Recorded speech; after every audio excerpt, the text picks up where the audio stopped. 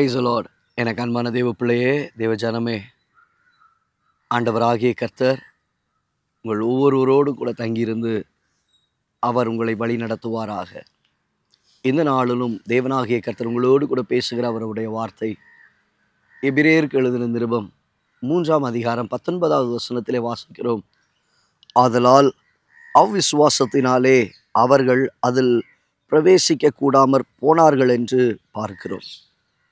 எனக்கு அன்பான தேவ பிள்ளையே, ஆதலால் அவர்களுடைய அவிசுவாசத்தினாலே, இஸ்ரவேல் ஜனங்களுடைய அவிசுவாசத்தினாலே, தேவ பிள்ளைகளுடைய அவிசுவாசத்தினாலே, இன்றைக்கு ஒவ்வொரு தேவ பிள்ளைகளுக்குள்ளும் காணப்பட வேண்டியது விசுவாசம். தேவனுக்குள்ளே இருக்கிற ஒவ்வொரு மனுஷனுக்கும் விசுவாசம் மிகுந்த அவசியமான ஒன்று. நம்முடைய அடித்தளமே விசுவாசம்தான். விசுவாசத்தின் வாழ்க்கை தான். விசுவாசம் இல்லாமல் தேவனுக்கு பிரியமாய் இருப்பது கூடாத காரியம். விசுவாசித்தால் மாத்திரம்தான் ரட்சிப்பு. விசுவாசித்தால் மாத்திரம்தான் பாவ மன்னிப்பு நிச்சயம். விசுவாசித்தால் மாத்திரமே பரலோக வாழ்க்கை.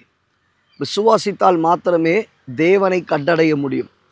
விசுவாசம் இல்லாமல் இந்த உலகத்திலே ரட்சிக்கப்பட்ட ஒவ்வொரு மனுஷனுடைய வாழ்க்கையில் எதுவும் சாத்தியம் இல்லை என்பதை நீ அறிந்து கொள்ள வேண்டும். நீங்கள் அறிந்து கொள்ள வேண்டும். அப்போ அந்த விசுவாசத்தின் அனுபவத்தை, வாழ்க்கையை தேவன் நமக்கு என்ன செய்கிறார்னா ஏற்படுத்துகிறார். அது நம்முடைய வாழ்க்கையில் அவர் கொடுக்கிறார். விசுவாசத்தின் அனுபவத்தை கர்த்தர் நம்முடைய உள்ளத்திற்குள்ளே அவர் வைக்கிறார். இங்கே வசனம் சொல்லுகிறது, அவருடைய அவிசுவாசத்தினாலே அவர்களால் தேவன் வாக்கு பண்ணினதான தேசத்திற்குள்ளே பிரவேசிக்க கூடாமற் போயிற்று. இஸ்ரவேல் ஜனங்களாலே கானானுக்குள்ளே பிரவேசிக்க கூடாமற் போயிற்று. காரணம் என்ன? அவிசுவாசம். இளைப்பாறுதலுக்குள்ளே அவர்கள் கடந்து போக முடியலை. இன்னைக்கு உங்களுடைய வாழ்க்கையில் இருக்கிறதான அவிசுவாசத்தினாலே அநேக காரியத்தை உங்களால் சுதந்திரிக்க முடியலை. நீங்கள் கேட்குறீங்க, ஆண்டவர்கிட்ட கேள்வி கேட்குறீங்க, ஆண்டவரே ஏன் எனக்கு இன்னும் இந்த காரியங்களில் சில தடை, ஏன் இந்த காரியங்கள் இன்னும் எனக்கு நடைபெறலை, ஏன் இன்னும் இந்த சூழ்நிலைகள் தாமதமாகி கொண்டு இருக்கிறது? அதற்குரிய பதில் என்ன தெரியுமா? வேதத்தில் மார்க்கில் நம்ம வாசிக்கிறோம், அவர்களுடைய அவிசுவாசத்தினாலே அவரால் அங்கே அநேக அற்புதங்களை செய்ய முடியவில்லை. அற்புதங்களை கர்த்தர் செய்தார், ஆனால் அநேக அற்புதங்கள் அங்கே செய்யப்பட முடியலை. காரணம் என்ன தெரியுமா? ஜனங்களுடைய அவிசுவாசம். இன்னைக்கு உங்கள் வாழ்க்கையில் சில காரியத்தை கர்த்தர் நடத்திக்கிட்டே இருக்கிறாரு, ஆனால் உங்களுடைய அவிசுவாசத்தினாலே இன்னும் நீங்கள் எதிர்பார்த்த சில காரியங்கள் நடைபெற முடியலை. இளைப்பாறுதலுக்குள்ளே நீங்கள் பிரவேசிக்கலை. கர்த்தர் கொடுத்த வாக்கு தத்தத்தை உங்களால் சுதந்திரிக்க முடியலை. இன்னைக்கு கர்த்தர் உங்களுக்கு தெளிவாய் வெளிப்படுத்துகிறார், தேவ பிள்ளையே, கிறிஸ்துவுக்குள்ளே நீ விசுவாசம் உள்ளவனாயிரு. கிறிஸ்துவுக்குள்ளே நீ விசுவாசம் உள்ளவனாயிரு. விசுவாசம் உள்ளவர்கள் பாக்கியவான்கள். விசுவாசிக்கிறவர்கள் பாக்கியவான்கள். விசுவாசத்தில் நிலைத்திருக்கிறவர்கள் பாக்கியவான்கள். இதை தான் சொல்ல முடியும். நீ அவருக்குள்ள வாழ்ந்தாலும் தாழ்ந்தாலும் உயர்ந்தாலும் இறங்கினாலும் என்ன வந்தாலும் சரி, ஆண்டவரே விசுவாசத்தை விட்டு வழுவி போக மாட்டேன். விசுவாசத்தை விட்டு வழுவி போக மாட்டேன். ஏன்? விசுவாசிக்கிறவர்கள் தேவன் ஒன்றொன்றும் அவர் தமக்கு கூப்பிடுகிறவர்களுக்கு பலன் அளிக்கிறவர் என்றும் நீ விசுவாசிக்கணும். அவர் பலனை தருவாரோ தரமாட்டாரோ அப்படிப்பட்ட எண்ணம் வந்துடக்கூடாது. அவர் தருவார், அவர் எனக்கு செய்வார், அவர் எனக்கு நிச்சயித்து இருக்கிறார், அவர் என்னை நடத்துவார். இன்னைக்கு நீ விசுவாசி, நீ எதிர்பார்க்கிற காரியத்தை கர்த்தர் உனக்கு வாக்கிய பண்ணுவார். இது என்னுடைய வாயிலிருந்து வருகிறதான தீர்க்க தரிசனத்தின் வார்த்தை. அதை நிச்சயமாய் கர்த்தர் நிறைவேற்றுவார்.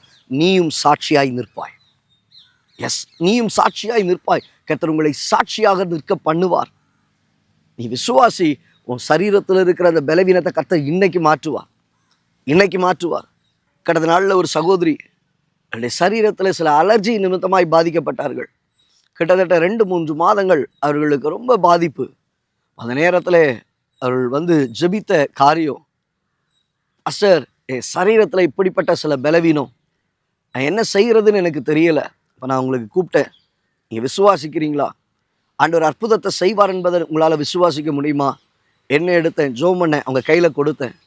அவங்கள்ட்ட சொன்னேன், இதை நீங்கள் சரீரத்தில் தேய்த்து கொள்ளுங்க, ஆனால் கர்த்தர் மேலே விசுவாசத்தில் இருங்க. நீங்கள் விசுவாசித்தீங்கன்னா தேவனுடைய மகிமையை பார்ப்பீங்க. நீங்கள் கடந்து போங்க, கர்த்தர் உங்களுக்கு அற்புதம் செய்வார். நடந்த காரியம் 2 நாட்களுக்கு பின்பாக அவங்க அவங்க சரீரத்தை சும்மா அவங்களே தொட்டு பார்க்குறாங்க. என்னடா அப்பப்போ நம்ம கையை வைத்து சொரிந்து கொண்டு இருப்போமே, ஒன்றுமே இல்லையேன்னு பார்க்குறாங்க. சரீரத்தில் அப்படிப்பட்ட ஒரு வியாதிக்குரியதான அறிகுறியே இல்லை. வியாதிக்குரிய அறிகுறியே இல்லை. முழுமையான ஒரு விடுதலை. அதே போல் கடந்த நாளில் என்னுடைய அக்கா மகள் அவள் அழைத்திருந்தாள். அவள் அதில் அக்கா மகளும் அக்காவும் சொன்ன ஒரு வார்த்தை, அவளுடைய சரீரத்தில் அந்த அலர்ஜி கிட்டத்தட்ட 2-3 வருடங்கள் சரீரத்தை பாதித்து கொண்டே இருந்தது.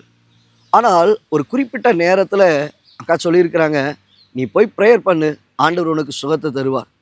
அவன் நேராக போனா, ரூமுக்குள்ளே உட்கார்ந்தா, ஆண்டவரே என் சரீரம் முழுவதுமாய் இப்படி வீக்கம் அடைந்து அந்த எவ்வளோ டேப்லெட்ஸ் எடுத்தாலும், அதிகமான டேப்லெட்ஸ் எடுத்தாச்சு, இதுக்கு மேலே எடுக்கிறதுக்கு எந்த டேப்லெட்டுமே இல்லை, ஒரு குறிப்பிட்ட எக்ஸ்ட்ரீம் வரைக்கும் போயாச்சு, இதுக்கு மேலே என்னால் முடியாது. முழங்கால் படியிட்டு தேவ சமூகத்திலே அமர்ந்திருந்து அவள் ஜெபித்தாள். ஜெபித்த அவளுடைய ஜெபத்திற்கு அன்றே தேவன் விடுதலையை கொடுத்தார்.